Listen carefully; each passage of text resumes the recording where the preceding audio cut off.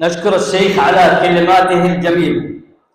أيها الحفل الكريم، الشعر ديوان العرب، حيث تلتقي الكلمات وتتناغم الأحاسيس لتعبر عن أسمى المشاعر وأروع الأفكار.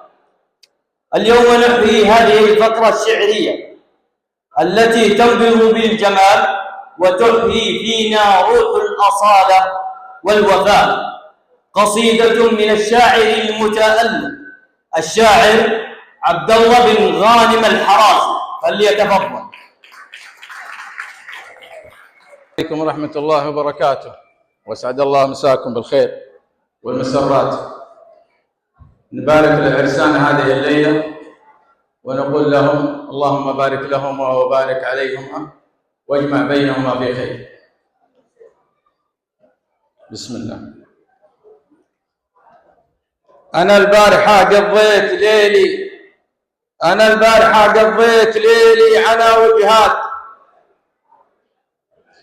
ساهر الحالي والمخاليق هجادي، ورا شرد الأفكار تصعب على الطراد، وأنا أحب منها اللي تغير وشرادي. وإذا القاف حدر قمت أعدله للمسناد، حريص على بنياه لا يكون متحادي. أروض صعيب القاف حتى معي ينقاد، ويصبح سوات اللي له اخطار وقيادي، علشان لا يفرح بنا الشمات، علشان لا يفرح بنا الشامت النقاد. على قولهم من سد الرياح نقادي. بعد جاتنا الدعوة حضرنا على الميعاد، وعند الرفاقة ماني في حاجة منادي. وسلام على أهل الحفل يصعب على العداد، تزاود على المليون بعداد. بصفار وعدادي سلام يسوبه قدر حشمة على المعتاد، وزيد عطور فاقت الشيح والكادي. ومبروك يا ماجد، عسى فرحتك تنعاد، تقضي حياتك كلها افراح وعيادي. وماجد عريب الجد للازمه سداد، وطير السعد اللي احتجت له جاك هدادي. وانا اليوم في حلال الشرف والكرم يزداد، اهل مرحبا واهل النبا ساس الاجوادي. وذا الليل في حلال الوفاء جيتها قصات مطاليب، في وقت القساس ملك بادي. ولطق زير الحرب حطوا لها ميعاد، يجونك سباع يمة الموت والرادي.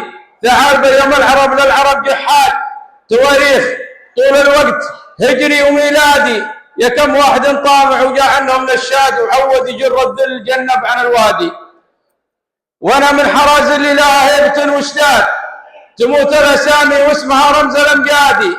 اهل وقفة في الوعد مثل الجبال وتاد، ولو قدمها قصاف الارواح حصادي. عزاة الرسول اللي تسيد على الاسياد، رسول بعثها الله لنا قدوه وهادي. وصلوا عليه اعداد ما يرعد الرعاد، وعد العدود وعد صادر والرادي. سلامتكم.